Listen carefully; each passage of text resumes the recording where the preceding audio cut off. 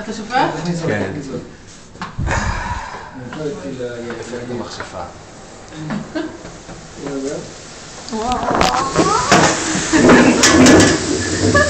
מה יקרה? זה קר פשוט. יופי, יש.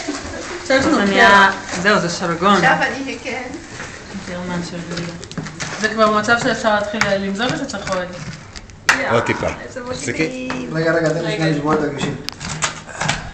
הגושים תוותר עליהם פשוט. תכניס.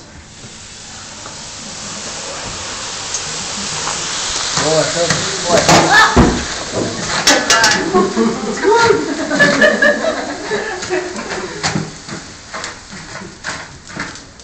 יכול עכשיו, לא? מבינה, יהיה קשה עם הכפית פלסטיק לאכול את זה. לכן כדאי כפית מטה. אוקיי, מי רוצה? יש כזה. זה נראה ממש, איך קוראים לזה? נו, פרוזן יוגורט. היינו צריכים לשים גם פירות. תראה. And that's a wrap.